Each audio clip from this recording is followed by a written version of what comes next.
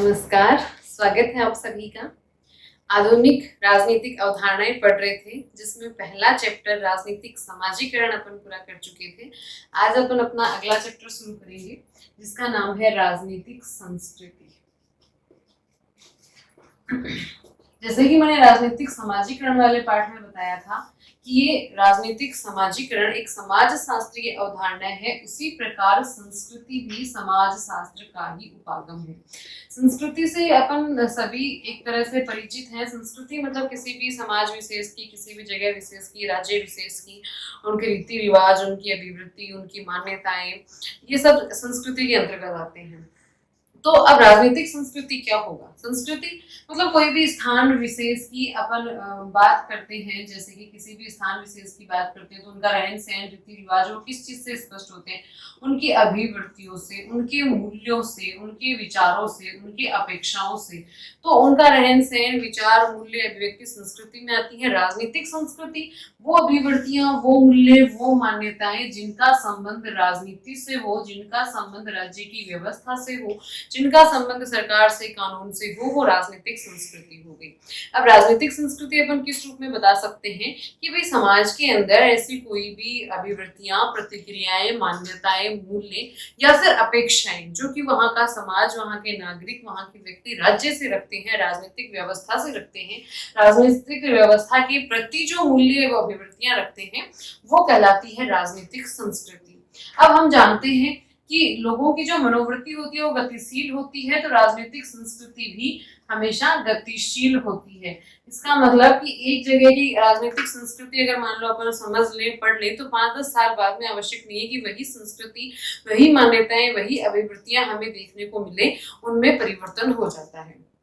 अब अपन आते हैं राजनीतिक संस्कृति की परिभाषाओं पर। तो राजनीतिक संस्कृति की परिभाषा की अपन बात करें तो विकासशील देशों की राजनीतिक व्यवस्था में सबसे पहले राजनीतिक संस्कृति उपागम को लाने वाले विचारक थे आमंड और पावेल। आमंड और पावेल विचारक थे जो कि विकासशील देशों के संदर्भ में जिन्होंने राजनीतिक संस्कृति उपागम की व्याख्या की थी, राजनीतिक संस्कृति उपागम को मान्यता प्रदान की थी। तो आमंड और पावेल राजनीतिक संस्कृति की क्या परिभाषा देते हैं? आमंड और पावेल कहते हैं किसी भी राजनीतिक व्यवस्था, यहाँ लिखेंगे किसी भी राजनीतिक व्यवस्था, और उस राजनीतिक व्यवस्था के सदस्यों की राजनीति के प्रति अभिवृत्तियों और उन्मुखताओं की एक शैली है राजनीतिक संस्कृति। उन्मुखताओं की शैली, ये परिभाषा अपन को याद रखनी है। आमंड और पावेल की परिभाषा है। आमंड पावेल ऐसे विचारक हैं जिन्होंने विकासशील देशों के संदर्भ में सबसे पहले राजनीतिक संस्कृति की व्याख्या की थी, और वो ये परिभाषा देते हैं कि राजनीतिक व्यवस्था के सदस्य अपनी उस राजनीतिक व्यवस्था के प्रति किस प्रकार की अभिवृत्तियां रखते हैं, किस प्रकार की उन्मुखताएं प्रदर्शित करते हैं, तो उनकी अभिवृत्तियों और उन्मुखताओं की शैली को राजनीतिक संस्कृति कहा जाता है। इसके बाद में अगली जो परिभाषा अपन राजनीतिक संस्कृति की लेते हैं, वो परिभाषा आती है एलन बोल की। एलन बोल की किताब का नाम है आधुनिक राजनीति एवं सरकार। ये कई बार पूछा गया है, इंपॉर्टेंट है, अपन को याद रखना है। आधुनिक राजनीति एवं सरकार एलन बोल की किताब का नाम है। तो एलन बोल क्या कहते हैं? एलन बोल कहते हैं किसी भी राजनीतिक व्यवस्था के सदस्यों की मान्यताएं, सदस्यों की अभिवृत्तियां और सदस्यों के वो मूल्यों का समूह है। किसी भी राजनीतिक व्यवस्था के उन सदस्यों की मान्यताएं, अभिवृत्तियों और मूल्यों का समूह है जिसका संबंध वहां की राजनीतिक व्यवस्था से हो, वो राजनीतिक संस्कृति कहलाती है। ऐसा एलन बोल ने परिभाषित किया है।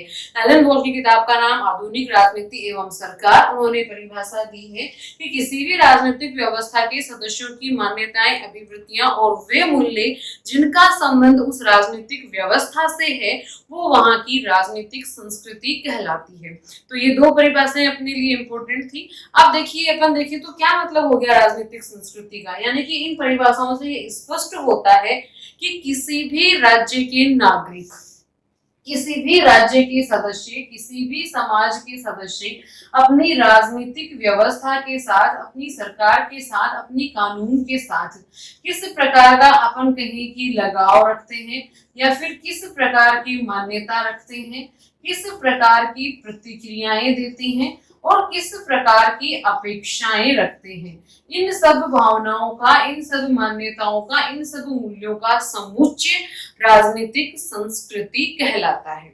अब दूसरी बात अपन ये भी कह सकते हैं कि राजनीतिक संस्कृति मतलब लोगों की सोच क्या है राजनीति के प्रति। और राजनीतिक संस्कृति एक गतिशील अवधारणा है, जैसा कि अपन अपने देश में भी देख सकते हैं कि अपना एक बहुत बड़ा विशाल देश है, तो अपने यहाँ उत्तर भारतीयों की राजनीतिक संस्कृति कुछ अलग होगी, दक्षिणी भारतीयों की राजनीतिक संस्कृति कुछ अलग होगी। दक्षिणी भारतीयों की अपन अगर देखें राजनीतिक संस्कृति के बारे में, तो वहां चुनाव में हमेशा जो क्षेत्रीय दल हैं वही विजय होते हैं, क्षेत्रीय दल हैं वही हमेशा जीतते हैं। जबकि अपने यहाँ राजस्थान की अगर अपन बात करें तो यहाँ कोई भी क्षेत्रीय दल सरकार नहीं बना पाया है अब तक, हमेशा जो राष्ट्रीय दल है वही सरकार बनाते हैं। तो यानी कि लोगों की अपनी राजनीतिक व्यवस्था के प्रति, कानून के प्रति मान्यताओं में, मूल्यों में, सोच में फर्क है, और वो फर्क ही एक विशेष स्थान की विशेष राजनीतिक संस्कृति को परिभाषित करता है, विशेष स्थान की विशेष राजनीतिक संस्कृति बनाता है। अब अपन एक और इम्पोर्टेंट बात पर चलते हैं जो कि आमंड और पॉवेल करते हैं। आमंड और पॉवेल कहते हैं कि किसी भी राजनीतिक संस्कृति को, संस्कृति के दृष्टिकोण को, किसी भी स्थान की जो राजनीतिक संस्कृति है उसके दृष्टिकोण को निर्धारित करने वाले तत्वों के आधार पर राजनीतिक संस्कृति के तीन परिवृत्ते हैं, ये तीन परिवृत्ते हैं राजनीतिक संस्कृति के दृष्टिकोण को निर्धारित करने वाले तत्वों के आधार पर। पहला जो परिवर्ते है वो है संज्ञानात्मक अभिमुखीकरण।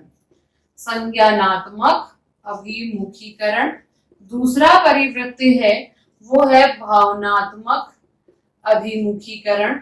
तीसरा जो परिवृत्ते है वो है मूल्यांकनात्मक अभिमुखीकरण। इसके माध्यम से आमंड और पॉवेल ये समझाते हैं कि ऐसे कौन से तत्व हैं जो कि समाज के प्रति उस राजनीतिक संस्कृति के दृष्टिकोण को निर्धारित करते हैं। संज्ञानात्मक अभिमुखीकरण की अगर अपन बात करें तो इसमें आमंड और पॉवेल ने ये बताया है कि किसी भी स्थान विशेष के लोग अपनी राजनीति के बारे में ज्ञान रखते हैं, वो केवल ज्ञान रखते हैं कि हाँ इस तरह की सरकार है, ये हमारे प्रधानमंत्री हैं, ये हमारे राष्ट्रपति हैं, केवल वो ज्ञान तक सीमित है। तो वो है संज्ञानात्मक अभिमुखीकरण, मतलब वो सिर्फ उसका ज्ञान प्राप्त कर लेते हैं, बाकी उन लोगों को कोई ज्यादा विशेष मतलब नहीं है राजनीति से, राजनीतिक क्रियाकलापों से, राजनीतिक कानूनों से कोई ज्यादा विशेष मतलब वो नहीं रखते, उनके बारे में ज्यादा जानकारी जुटाने का कोई प्रयास नहीं करते, तो वो कहलाता है संज्ञानात्मक अभिमुखीकरण। दूसरा है भावनात्मक अभिमुखीकरण। भावनात्मक अभिमुखीकरण का तात्पर्य ये है कि वो व्यक्ति ज्ञान रखने के साथ साथ थोड़ा सा लगाव भी रखना शुरू करता है, थोड़ी सी भावनाएं भी निर्धारित करता है। मतलब कि जैसे मान लो किसी कानून से, किसी प्रक्रिया से अगर वो परेशान हुआ तो उसको गलत बताता है, अगर उससे अच्छा हुआ, उसको लाभ महसूस हुआ तो वो उसको सही बताता है। एक तरह से भावनात्मक वो महसूस करता है, एक लगाव महसूस करता है, जो कोई जिसका तथ्य नहीं होता है, सिर्फ एक भावना से महसूस करता है, एक लगाव महसूस करता है या फिर आलोचना करता है, विरोध की भावना महसूस करता है, तो वो हो गया भावनात्मक अभिमुखीकरण। सबसे जो सुदृढ़ अभिमुखीकरण है वो है मूल्यांकनात्मक अभिमुखीकरण। इसमें कानून व्यवस्था और राज्य के तथ्यों के आधार पर व्यक्ति अपनी जागरूकता के कारण, राजनीतिक सजगता के कारण मूल्यांकन कर पाता है किसी भी राजनीतिक व्यवस्था का, कि वो अच्छी है तो क्यों है, वो बुरी है तो क्यों है। सरकार द्वारा बनाया गया कानून चाहे उसके लिए थोड़ी सी हमें परेशानी ही क्यों ना झेलनी पड़े, लेकिन वो कानून हमारे लिए अच्छा है, इस आधार पर वो मूल्यांकन कर पाता है, तो वो कहलाता है मूल्यांकनात्मक अभिमुखीकरण। और ये तीन ऐसे तत्व हैं जो कि दृष्टिकोण निर्धारित करते हैं किसी भी राज्य की, किसी भी स्थान की राजनीतिक संस्कृति का। तो ये था अपना राजनीतिक संस्कृति, इसकी अर्थ और परिभाषाएं। धन्यवाद।